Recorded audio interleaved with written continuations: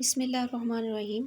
حضرت موسیٰ علیہ السلام پر جب تورات نازل ہوئی تو ان کو حکم ہوا کہ اس کتاب کو وہ بہت زیب و زینت کے ساتھ رکھیں۔ حضرت موسیٰ نے گزارش کی کہ اے اللہ، ہمارے پاس مال و زر نہیں ہے تو ہم اس کتاب کو کس طرح زیب و زینت کے ساتھ رکھیں۔ اللہ تعالیٰ نے حضرت جبرائیل علیہ السلام کو بھیجا۔ انہوں نے حضرت موسیٰ کو ایک کیمیائی فارمولہ بتایا کہ کس طرح 3 قسم کی گھاس لو اور ان کو اکٹھا کر کے کس طرح سے ملا لو تو وہ کس طرح سونا بن جائے گی۔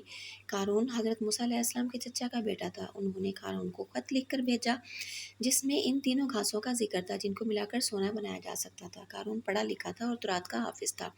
اس نے سونا بنانے کا فارمولہ حفظ کر لیا۔ حضرت موسیٰ علیہ السلام کو گھاس بھیجنے کے بعد اس نے اپنے طور پر گھر میں ان تینوں گھاسوں کو ملا کر سونا بنانا شروع کر دیا۔ اس نے بے حد مال و زر جمع کر لیا، لیکن اس مال پہ نہ تو وہ صدقہ کرا دیتا تھا اور نہ ہی اللہ تعالیٰ کا حکم مانتا تھا۔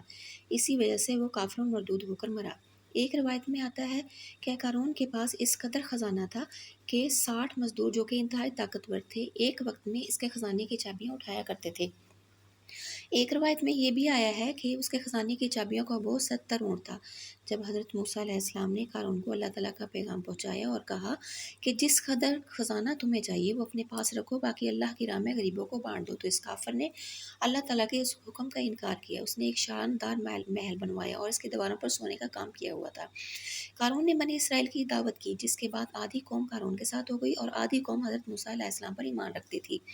ایک دن قارون نے ایک خوبصورت عورت کو انتہائی قیمتی لباس پہنایا اور زیور پہننے کو دیے اور بہت سارا مال و دولت دے کر کہا تم میرے لیے ایک کام کرو۔ عورت نے پوچھا مجھے کیا کرنا ہوگا؟ قارون نے کہا تجھے حضرت موسیٰ علیہ السلام پر زنا کا الزام لگانا ہے۔ جب بنی اسرائیل کی جماعت جمع ہوگی تو سب کے سامنے مجمع میں پکار پکار کر کہنا کہ موسیٰ میرا یار ہے، وہ مجھ سے زنا کرتا ہے۔ عورت نے کہا میں ایسے ہی کہوں گی۔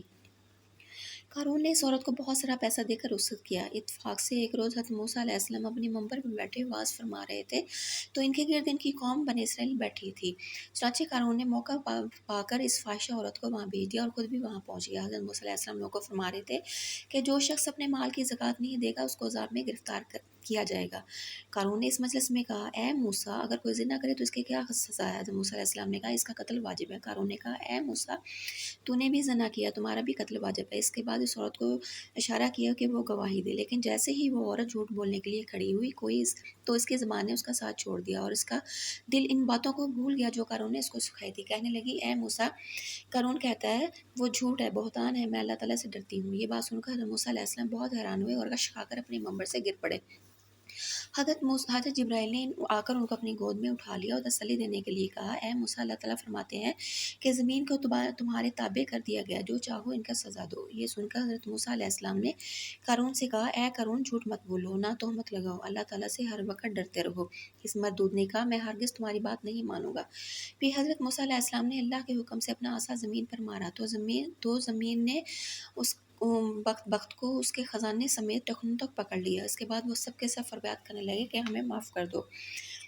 حضرت موسیٰ نے غصے سے کہا ان کو زانوں تک دبا لے۔ ایک روایت میں آیا قارون نے 70 مرتبہ حضرت موسیٰ سے معافی مانگی اور اپنے اعمال سے توبہ کی، لیکن حضرت موسیٰ علیہ السلام اس قدر غصہ میں تھے کہ وہ زمین کو مسلسل حکم دیتے رہے، یہاں تک کہ اس نے ان کو کندھوں تک دبا لیا۔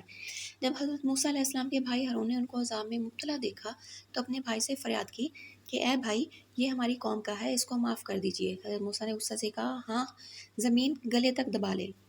قارون نے کہا اے موسیٰ، تو جتنی چاہے دولت لے لے، سب غریبوں میں بانٹ دے۔ حضرت موسیٰ علیہ السلام نے کہا ہاں، زمین ان کو دبا لے۔ اس کے بعد زمین نے قارون اور اس کے ساتھیوں اور اس کے تمام مال و دولت کو اپنے اندر دبا لیا، یہاں تک کہ زمین کے اوپر اس کا کچھ اثر باقی نہ رہا۔ ایک روایت میں یہ بھی کہا گیا ہے کہ قیامت تک قارون اپنے ساتھیوں اور خزانے کے ساتھ زمین میں دھنستا رہے گا۔